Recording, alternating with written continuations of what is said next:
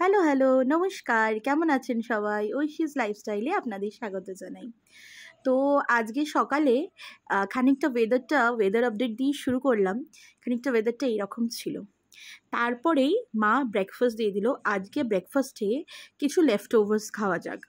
Left ওভার্স বলতে এটা হচ্ছে পিসির বাড়ির গুরু পূর্ণিমার প্রসাদ বলতে পারো। তো সেইগুলোই ছিল। এগুলো প্রত্যেকটা আমার খুব প্রিয় খাবার, ওই জন্য এই লেফট ওভারে কিন্তু কোনো ক্ষতি নেই। এখানে অনেক কিছু ছিল, খিচুড়ি, তারপরে যা যা থাকে, ধোকা, আলুর দম, লুচি। তারপরেই আমি চলে এসেছি এখানে দুপুরের মাছের তরকারি বানাতে, মাছের ঝাল। আজকে বানাচ্ছি ভোলা মাছ আর বাটা মাছ, দু রকমের মাছ আছে, সেটা দিয়ে চটপট কিন্তু মাছের একটা ঝাল বানিয়ে নিলাম আমাদের দুপুরে লাঞ্চের জন্য। ঠিক কিন্তু এরকম দেখতে হয়েছিল। তারপরে তাড়াতাড়ি বানিয়ে নিয়ে আমি চলে গেছিলাম শ্যাম্পু করতে। এই গরমে চুলটায় খুব চিটে হয়ে যায় জানো তো। তো শ্যাম্পু করে এসে ঝটপট পুজো দিয়ে নিয়েছি ঠাকুরকে। পুজো টুজো দিয়ে নিয়ে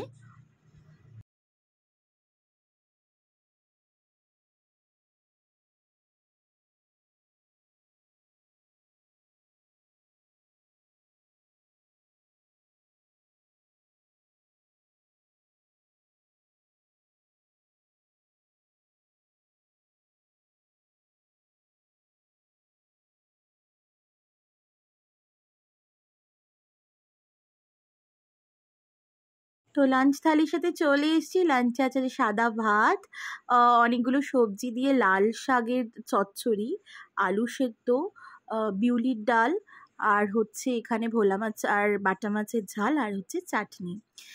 তারপরে সন্ধ্যাবেলা তোমাদের একটা রেসিপি ভাবলাম শেয়ার করব। এখানে বানাচ্ছি হচ্ছে একটু হালকা করে রেড সস পাস্তা।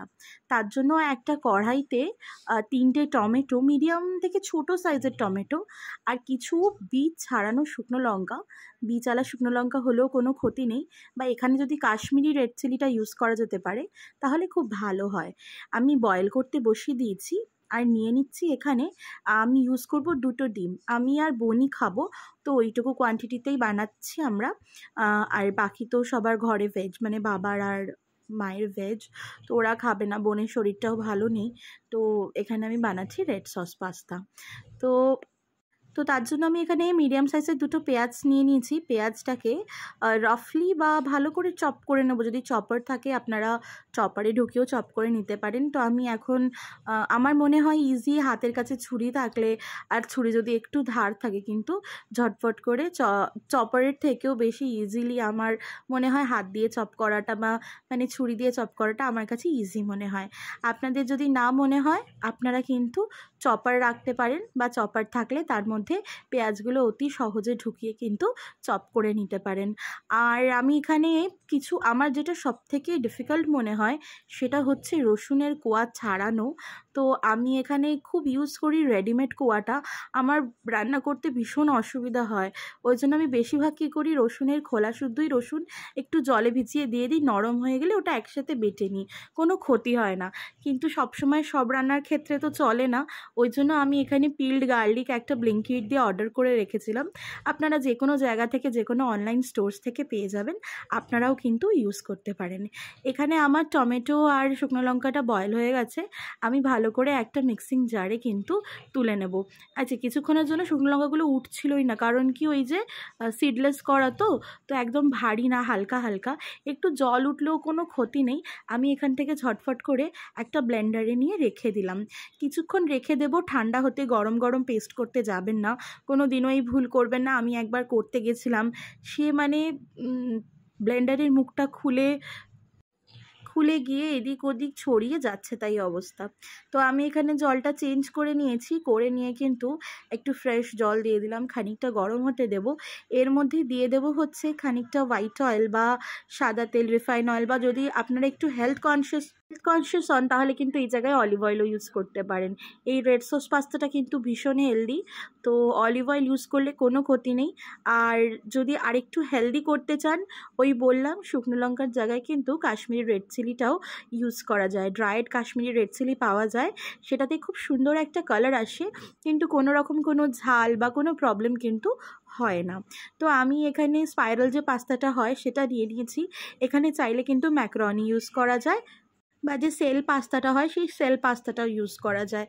খুবই ইজি প্রসেসে একটু আমি ডিটেলসে তোমাদের সাথে শেয়ার করার চেষ্টা করেছি, যাতে তোমরা প্রত্যেকটা স্টেপ দেখতে পারো, এরকমভাবে বুঝতে পারো যে আমি কী প্রসেসে করেছি। এটাতে একটুখানি ইন্ডিয়ান টাচ দেওয়ার বা একটু ইন্দো ইটালিয়ান বলতে পারো, ইন্দো চাইনিজ হয়, আমি একটু ইন্দো ইটালিয়ান করার চেষ্টা করেছি, একটু কিন্তু ইন্ডিয়ান টাচ রাখার চেষ্টা করেছি, বিকজ উই আর ইন্ডিয়ান। তো সব ক্ষেত্রে হয়ে যায়।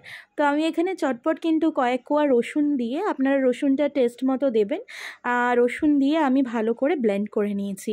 আর তার সাথে কিন্তু কিছুটা রসুন কেটেও রেখেছি, কুচো করে রেখেছি, যেটা তেলে ফোড়ন দেবো। আর নিয়ে নিয়েছি 2টো আমুলের চিজ, যে কোনো ধরনের চিজ নিতে পারবেন। এখানে আমার মতে মজারেলাটা নিলে ভালো হয়, বাট তখন আমার ঘরে মজারেলা অ্যাভেলেবেল ছিল না, তো আমি নর্মাল যে চিজটা, প্রসেসড চিজ যেটা হয় আর কি, তো ওটার 2টো কিউবস নিয়ে নিয়েছি।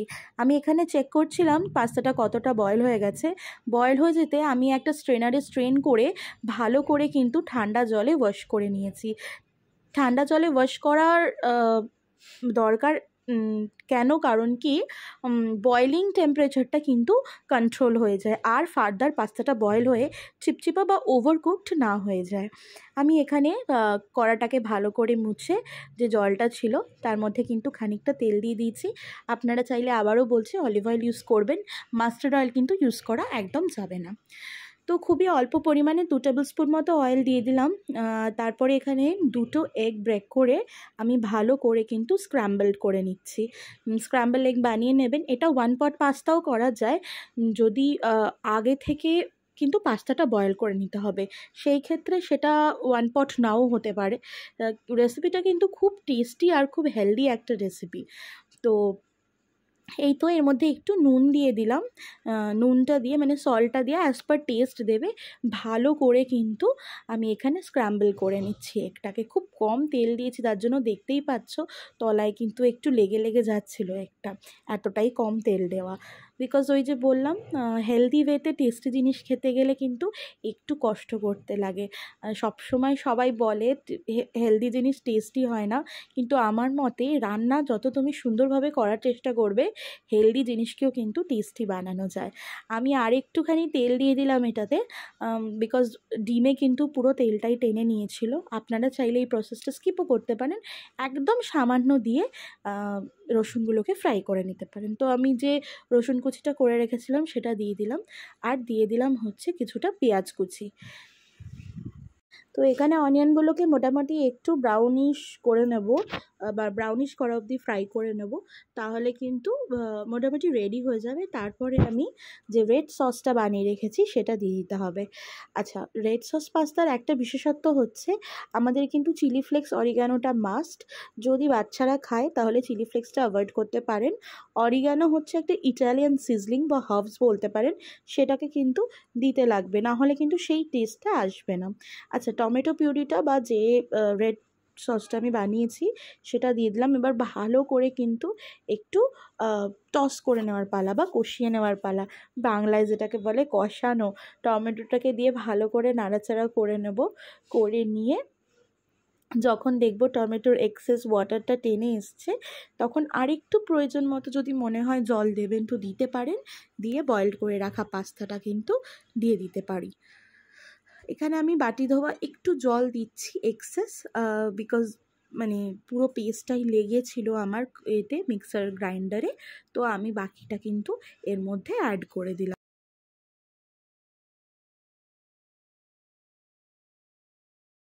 আচ্ছা, এই পর্যায়ে আমি এখানে কিন্তু 1 টেবিল স্পুন মতো নুন অ্যাড করে দেবো অ্যাজ পার টেস্ট। কারণ কি, ডিমেও আমি কিন্তু নুন দিয়েছি, আর পাস্তাটা বয়েল করার সময়ও কিন্তু আমি নুন দিয়ে সেদ্ধ করেছি, তো সেটা কিন্তু বুঝে দিতে হবে।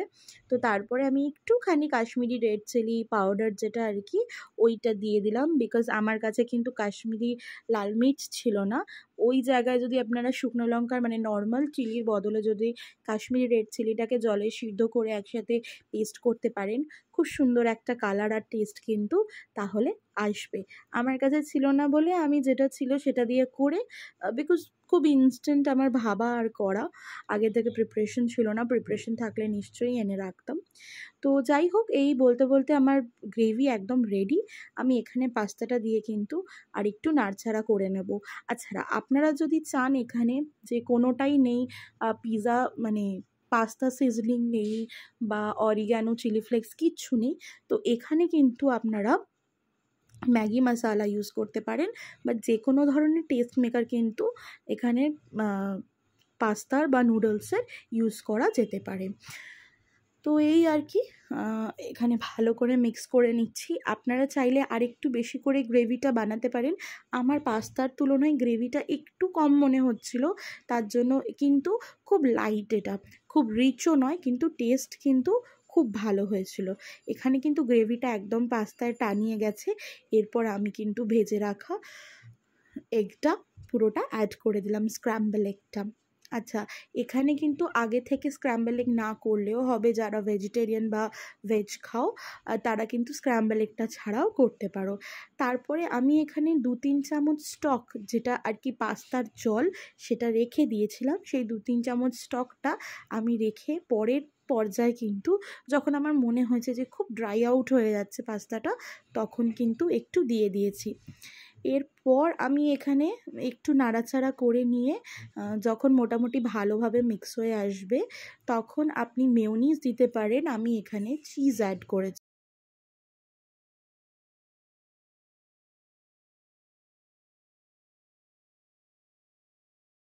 আচ্ছা, মোটামুটি আমার এখানে কিন্তু জলটা ভালোভাবে টেনে এসছে।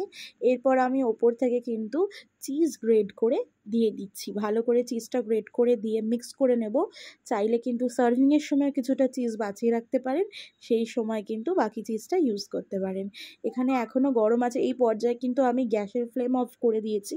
যখন চিজটা দিচ্ছি, চিজ মানে পাস্তা যে কুকিংয়ের টেম্পারেচারটা রয়েছে, সেই এতেই কিন্তু চিজটা ভালোভাবে মেল্ট হয়ে যাবে। তো এই তো আমার এখানে রেড সস পাস্তা রেডি। আপনারা চাইলে এরকম করে নিজেরা খান, বাচ্চাদেরও টিফিনে দিতে পারেন। খুব ভালো একটা টিফিন বক্স রেসিপি। আমি একটু লং প্রসেসে দেখিয়েছি, না হলে কিন্তু খুব ইজিলি খুব চটপট হয়ে যায়। তো তারপরেই আমি রেডি হয়ে নিয়েছি, বিকালে একটু বেরাচ্ছি। অ্যাজ ইউজুয়াল বললাম, বাবা বোন এদের শরীরটা ভালো নেই, নাহলে বাবাই যায় মেনলি। আমি যাচ্ছি হচ্ছে একটুখানি রুটি আনতে। মায়েরও আসলে অনেকগুলো রুটি লাগবে, পরের দিনও আমাদের লেফট ওভার রুটি খুব ইউজ হয়, থেকে যায়। সকালে ব্রেকফাস্ট হয় আমাদের, আমি অনেকবারই দেখিয়েছি সকালের ব্রেকফাস্টে রুটি খাচ্ছি। তো তাই জন্যই আমি রুটি আনতে যাচ্ছিলাম, টুকটুক করে হেঁটে হেঁটে, বেশি দূর নয়, তবে মোটামুটি ডিস্টেন্স এখান থেকে 5 minutes to 10 minutes walking distance. তো যাচ্ছি। চলো, ভালোও লাগছে, তোমাদের সাথে একটু শেয়ারও করা হয়ে যাচ্ছে। আর কখনোই তো হেঁটে হেঁটে এইভাবে যাই না, দেখো না তোমরা।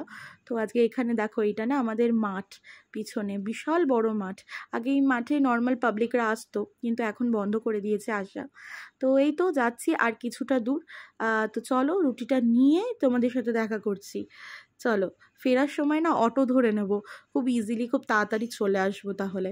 তো এই দেখো, রুটি টুটি নেওয়া হয়ে গেছে। অনেকগুলো রুটি ছিল, আমি অনেকক্ষণ দাঁড়িয়েছিলাম। এখানে কি সুন্দর একটা মন্দির, রাধাকৃষ্ণের মন্দির।